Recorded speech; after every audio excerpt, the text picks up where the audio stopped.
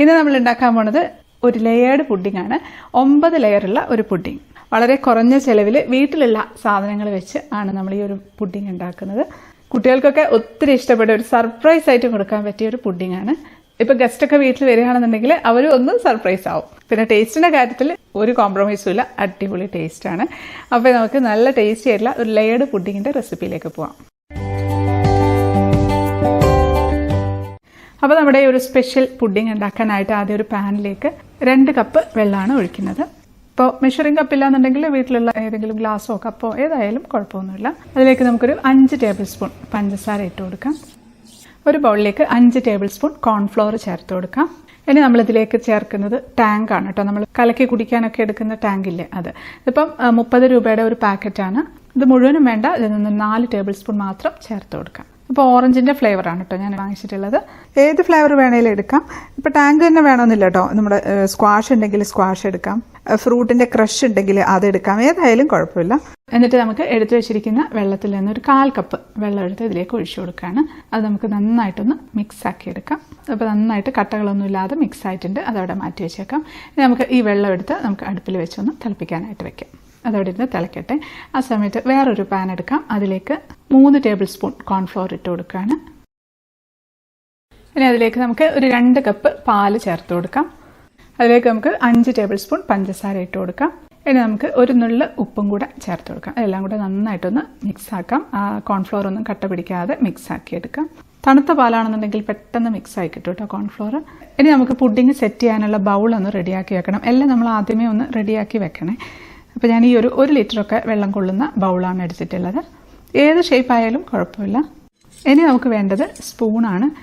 തവിയില്ലേ, നമ്മൾ മാവൊക്കെ കോരിയെടുക്കുന്ന തവി, അത് ഒരു വലുതും ഒരു ചെറുതും ഒന്ന് എടുത്ത് വെക്കാം. ഇതൊക്കെ ആദ്യം തന്നെ റെഡിയാക്കി വെക്കണം. ഇപ്പോൾ നേരത്തെ വെച്ച വെള്ളം തിളച്ചിട്ടുണ്ട്, അത് നമുക്കങ്ങ് സൈഡിലേക്ക് മാറ്റി വെക്കാം. ഇനി നമുക്ക് മിക്സ് ചെയ്ത് വെച്ചിരിക്കുന്ന കോൺഫ്ലോറും പാലും കൂടെയുള്ള മിക്സ് ഉണ്ടല്ലോ, അതെടുത്ത് വെച്ച് അടുപ്പത്ത് വെച്ച് ഒന്ന് കുറുക്കിയെടുക്കാം. അപ്പോൾ അത് ഇളക്കിക്കൊണ്ടിരിക്കണം കേട്ടോ, അല്ലാന്നുണ്ടെങ്കിൽ അവിടെ എവിടെയോ കട്ട പിടിച്ചിരിക്കും. കണ്ടിന്യൂസ് ആയിട്ട് ഇളക്കി കൊടുക്കണം. ഹൈ ഫ്ലെയിമിൽ തന്നെ വെക്കാം, ഒരു കുഴപ്പമില്ല. അപ്പോൾ തിളയ്ക്കുമ്പോൾ തന്നെ കുറച്ചൊന്ന് കുറുകി ഒന്ന് തിക്കായിട്ട് വരുന്നുണ്ട്. പക്ഷെ അത് പോരാ, നമുക്ക് നല്ല അത്യാവശ്യം നന്നായിട്ട് തന്നെ തിക്കായിട്ട് വരണം. അപ്പം പതഞ്ഞങ്ങ് പൊങ്ങി വരുന്നുണ്ടെന്നുണ്ടെങ്കിൽ വേണമെങ്കിൽ തീ കുറച്ച് വേണമെങ്കിൽ ഒന്ന് കുറച്ച് വെക്കാം. ഇല്ലെങ്കിലും കുഴപ്പമൊന്നുമില്ല. നമ്മൾ അടി പിടിക്കാതെ ഒന്ന് ഇളക്കിക്കൊണ്ടിരുന്നാൽ മതി. കുറച്ച് സമയം വെച്ച് ഇളക്കുമ്പോഴത്തേക്കും തന്നെ നല്ല തിക്കായിട്ട് അങ്ങനെ ബ്ലും ബ്ലും ബ്ലും എന്ന് പറഞ്ഞ് തിളയ്ക്കുന്നുണ്ട്, അത് മതി. എന്നുവെച്ചാൽ നമ്മളിത് കോരി ഊറ്റുന്ന സമയത്ത് ഈ ഒരു കൺസിസ്റ്റൻസിയാണ് വേണ്ടത്. ഒരുപാട് ലൂസായി പോകരുത്. അപ്പോൾ നമ്മുടെ പുഡിങ് സെറ്റായി കിട്ടില്ല, അത് മതി. ഇനി നമുക്കിതിലേക്ക് എസൻസ് ഉണ്ടെങ്കിൽ ചേർത്ത് കൊടുക്കാം. എൻ്റെ കയ്യിൽ വാനില മിൽക്ക് എസൻസ് ഉണ്ട്, അപ്പോൾ അത് ചേർത്ത് കൊടുക്കുകയാണ്. ഒരു 7 ഡ്രോപ്പൊക്കെ ചേർത്തിട്ടുണ്ട്. പ്ലെയിൻ വാനില എസൻസ് ആണെന്നുണ്ടെങ്കിൽ ഒരു 3 ഡ്രോപ്പ് ചേർത്താൽ മതി. ഇനി ഇല്ലാന്നുണ്ടെങ്കിൽ ഒന്നും ചേർക്കണമെന്നുമില്ല. നമ്മൾ ഓഫാക്കിയിട്ടുണ്ട്. നമുക്ക് അടച്ചു വെച്ച് കൊടുക്കാം, അതിൻ്റെ ചൂട് പോകരുത്. ഇനി നമുക്ക് നേരത്തെ തിളപ്പിച്ച് എടുത്ത് വെച്ചിരുന്ന വെള്ളം എടുത്ത് ഒന്നുകൂടെ ഒന്ന് തിളയ്ക്കാനായിട്ട് വെക്കുക. ഇതിപ്പോൾ നല്ല ചൂടുണ്ട് കേട്ടോ, അപ്പോൾ ഒന്നുകൂടെ പെട്ടെന്ന് തിളയ്ക്കാൻ വേണ്ടിയാണ് അങ്ങനെ ആദ്യമേ ഒന്ന് തിളപ്പിച്ച് മാറ്റി വെച്ചത്. ഇപ്പോൾ 2 പേരൊക്കെ ഇളക്കാനുണ്ടെന്നുണ്ടെങ്കിൽ 2 ഒരുമിച്ച് വെച്ച് ഇളക്കി എടുത്തിരുന്നാൽ മതി. കാരണം ഈ ഒരു പുഡിങ് സെറ്റ് ചെയ്യുന്ന സമയത്ത് 2നും ഒരേപോലെ നല്ല ചൂടുണ്ടായിരിക്കണം. ഇനി അതിലേക്ക് നമ്മൾ കലക്കി വെച്ചിരിക്കുന്ന ടാങ്കിൻ്റെ മിക്സ് ഉണ്ടല്ലോ, അതും കൂടെ ചേർത്ത് കൊടുക്കാം. അതുകൂടെ ചേർത്ത് അങ്ങ് പെട്ടെന്ന് തന്നെ തിളച്ച് വരും. അപ്പോൾ അതും കണ്ടിന്യൂസ് ആയിട്ട് തന്നെ ഒന്ന് ഇളക്കി കൊടുക്കണം. അപ്പോൾ ഈ ഒരു റെസിപ്പി ഞാനൊരു ഹിന്ദി ചാനലിൽ കണ്ടിട്ടാണ് കേട്ടോ ഉണ്ടാക്കുന്നത്. എനിക്ക് കണ്ടപ്പോൾ നല്ലൊരു കൗതുകം തോന്നി, ഒന്നുണ്ടാക്കി നോക്കിയിരുന്നു ആദ്യം. അപ്പോൾ അത് ഞാൻ അവസാനം കാണിക്കാം. പക്ഷേ ഇൻഗ്രീഡിയൻസും അതിൻ്റെ മെഷർമെൻറ്റ്സും ഒക്കെ ഞാൻ എൻ്റേതായിട്ടുള്ള രീതിയിൽ കുറച്ച് ചേഞ്ചസ് വരുത്തിയിട്ടുണ്ട്. ഇതും തിളയ്ക്കുമ്പോൾ തന്നെ നല്ല തിക്കായിട്ട് വന്നിട്ടുണ്ട്. അത് പോരാ, നമ്മുടെ പാല് തിക്കായതുപോലെ തന്നെ തിക്കായിട്ട് വരട്ടെ. ഇത് പെട്ടെന്ന് തിക്കാവും. അപ്പോൾ കുറച്ച് സമയം ഒന്ന് ഇളക്കുമ്പോഴത്തേക്കും നേരത്തെ കണ്ട പോലെ തന്നെ ബബിൾസ് വന്നിട്ടുണ്ട്. അതപ്പോൾ നമ്മൾ കോരി ഊറ്റുന്ന സമയത്ത് ഈ ഒരു കൺസിസ്റ്റൻസി, അത് മതി. അപ്പോൾ നമ്മൾ സെറ്റ് ചെയ്ത പുഡിംഗ് ട്രേഡ് എടുത്ത് ഇത് രണ്ടും കൊണ്ടുവച്ചിട്ടുണ്ട്. ഇനി നമുക്ക് പെട്ടെന്ന് സെറ്റ് ചെയ്തെടുക്കാം. ഇത് നമ്മൾ ചെയ്യുമ്പോൾ പെട്ടെന്ന് ചെയ്യണമെന്ന് വെച്ചാൽ അത്ര തിരക്കൊന്നുമില്ല, എന്നാലും അത്യാവശ്യം സ്പീഡിൽ തന്നെ ചെയ്തെടുക്കുക നല്ലത്. ആദ്യം നമുക്ക് നമ്മുടെ ഓറഞ്ചിൻ്റെ മിക്സ് ഇട്ട് കൊടുക്കാം. ഇനി നമുക്ക് അടുത്ത പാലിൻ്റെ മിക്സ്, അതാണ് ചേർത്ത് കൊടുക്കുന്നത്. അത് ചേർക്കുന്ന സമയത്ത് ചെറിയ തവിയാണ് അതിനെടുക്കേണ്ടത്. അപ്പോൾ അതുകൊണ്ട് 1 സ്പൂണ് നടുക്ക് കോരി ഒഴിച്ചു കൊടുക്കണം, സൈഡിലേക്കൊന്നും ആക്കരുത്. ചെറിയ സ്പൂൺ കൊണ്ട് പതുക്കെ ഒന്ന് സ്പ്രെഡ് ചെയ്ത് കൊടുക്കാം. അറ്റത്തോട്ടാവാതെ നടുക്ക് മാത്രം ഒന്ന് കുറച്ചൊന്ന് സ്പ്രെഡ് ചെയ്ത് കൊടുക്കാം. ഇനി നമുക്ക് അടുത്ത ഓറഞ്ചിൻ്റെ മിക്സ് ഒഴിച്ചു കൊടുക്കാം. ഒഴിക്കുന്ന സമയത്ത് ഇതുപോലെ അങ്ങ് ഒഴിച്ചിരുന്നാൽ മതി കേട്ടോ. കോരി അങ്ങ് ഒരുപാട് ഒഴിക്കുന്ന സമയത്ത് ഫുള്ളായിട്ട് കവറാവുകയില്ല, കൂടുതൽ ഒഴിച്ചും പോകും. അപ്പോൾ അതിൻ്റെ ലെയർ കുറച്ച് തിക്കായി പോകും. അപ്പോൾ അതുകൊണ്ട് കുറേശ്ശെയായിട്ട് ഇതുപോലെ അങ്ങ് ഒഴിച്ചാൽ മതി. എല്ലായിടത്തും ആ ഒരു ഓറഞ്ച് കളർ വരുന്നുണ്ടോ എന്ന് നോക്കി അതിനനുസരിച്ച് ഒഴിച്ചു കൊടുക്കാം. വെള്ളം കാണാത്തതുപോലെ അങ്ങ് ആക്കിയിട്ടുണ്ട്. ഇനി അടുത്തത് വൈറ്റ് ലെയർ ഒഴിച്ചു കൊടുക്കാം. ഈ ഒരു പ്രോസസ്സ് ഇതേപോലെ തുടർന്ന് ചെയ്യാം. അപ്പോൾ നമ്മൾ വെള്ളം എടുക്കുന്ന സമയത്ത് അതിനനുസരിച്ച് നോക്കിയെടുത്താണ്. അതൊരു 4 പാർട്ടായിട്ട് വിചാരിച്ചിട്ട് ഒരു 4 ഭാഗമായിട്ട് ഒഴിച്ചു കൊടുക്കാം വൈറ്റ്. ഇതിൽ കൂടുതൽ ലെയർ ആക്കാൻ പറ്റുമെങ്കിൽ അങ്ങനെ ചെയ്യാം. നമുക്ക് ഏറ്റവും ടോപ്പിലായിട്ട് ഓറഞ്ച് ലെയർ ഒഴിച്ചു കൊടുക്കാം. ബാക്കിയുള്ളത് മുഴുവനായിട്ട് അങ്ങ് കവർ ചെയ്ത് അങ്ങ് വെക്കാം. അപ്പം ഇനി ഇത് നമുക്കവിടെ മാറ്റി വയ്ക്കാം. വേണ്ട, സൈഡിലൊന്നും അങ്ങനെ വൈറ്റ് പോർഷനൊന്നും കാണുന്നില്ല, ഫുള്ളായിട്ട് കവർ ചെയ്തിട്ട്. അതുകൊണ്ടാണ് നടുക്ക് മാത്രം വൈറ്റ് ഒഴിച്ചത്, സൈഡിലോട്ട് വരാത്ത തരത്തിൽ. ഇനി നമുക്കിത് അടച്ചു വെച്ച് കൊടുക്കാം. നന്നായിട്ടൊന്ന് തണുത്ത് വരട്ടെ. തണുത്തതിന് ശേഷം നമുക്ക് ഫ്രിഡ്ജിലെടുത്ത് വെക്കണം. ഫ്രീസറിലല്ല, ഫ്രിഡ്ജിലൊരു 2-3 മണിക്കൂർ വെച്ചൊന്ന് സെറ്റ് ചെയ്തെടുക്കാം. ഇപ്പോൾ ഒരു 3 മണിക്കൂറൊക്കെ കഴിഞ്ഞിട്ടുണ്ട് കേട്ടോ. പുറത്തെടുത്ത് വെച്ചിട്ടുണ്ട്. നമുക്ക് സൈഡിൽ മോൾ ഭാഗത്ത് പതുക്കെ ഒന്ന് പിടിച്ചൊന്ന് നീക്കി ഒന്ന് ഡിമോൾഡ് ചെയ്ത് കൊടുക്കാം. കൈ കൊണ്ട് തന്നെ ചെയ്താൽ മതി. നമുക്കൊരു പ്ലേറ്റ് വെച്ച് കമത്തി അങ്ങ് തിരിച്ചിട്ട് കൊടുക്കാം. പെട്ടെന്ന് തന്നെ അങ്ങ് ഇളകി വന്നോളും.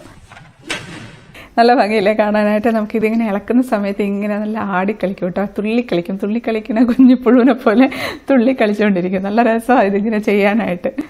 ഇതുപോലുള്ള പുഡിങ്ങൊക്കെ ഉണ്ടാക്കുന്ന സമയത്ത് ഞാനിങ്ങനെ കുറേ ഇങ്ങനെ ഇളക്കി നോക്കിയിട്ടേ ഞാൻ മുറിക്കുള്ളൂ. അപ്പോൾ ഇനി നമുക്ക് കട്ട് ചെയ്യാം. കട്ട് ചെയ്യാനൊക്കെ ഭയങ്കര ഈസി ആട്ടോ. ഭയങ്കര സോഫ്റ്റായിട്ട് അങ്ങ് ഇറങ്ങി പോകുന്നുണ്ട്. ഇനി നമുക്കിതങ്ങ് എടുക്കാം. അടിപൊളി, നല്ല ലെയറായിട്ട് 9 ലെയർ ഉണ്ട് കേട്ടോ മൊത്തത്തിൽ. ഇവിടുന്ന് വേണമെങ്കിൽ ഇങ്ങനെ ഇളക്കി കൊടുക്കാം. നല്ല രസമാണ് അത് ഇളക്കാനായിട്ട്. എത്ര പെട്ടെന്ന് കഴിഞ്ഞു അല്ലേ. എത്ര വളരെ കുറഞ്ഞ ഇൻഗ്രീഡിയൻസ് വെച്ച് വലിയ ബുദ്ധിമുട്ടില്ലാതെ നല്ലൊരു സ്റ്റൈലൻ ഫുഡിങ് ഉണ്ടാക്കി. ഹായ്, നല്ല രസം. നമുക്ക് കഴിക്കാം.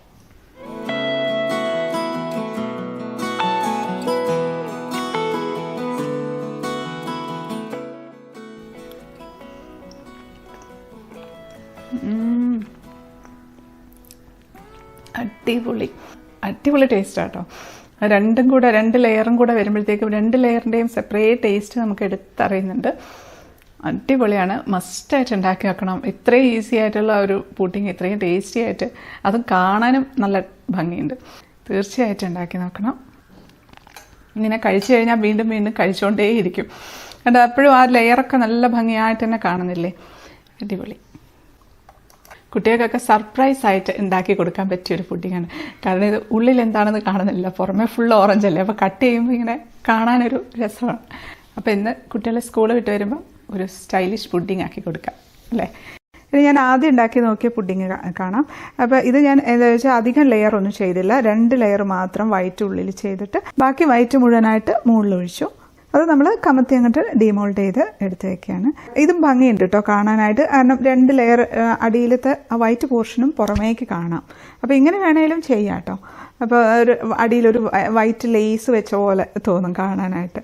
അപ്പോൾ ഇത് കട്ട് ചെയ്യുമ്പോഴും അതേപോലെ ടേസ്റ്റ് ഡിഫറൻസ് ഒന്നുമില്ല, ടേസ്റ്റൊക്കെ സെയിം തന്നെയാണ്. ഇനി വേണമെങ്കിൽ പ്ലേറ്റിൽ ഒഴിച്ചിട്ട് വെറും 2 ലെയർ മാത്രമായിട്ട് വേണേലും ചെയ്യാം. അപ്പോൾ അത്രയേ ഉള്ളൂ. അടുത്തൊരു അടിപൊളി റെസിപ്പി ആയിട്ട് കാണാം. അതുവരേക്കും stay happy, stay positive. By.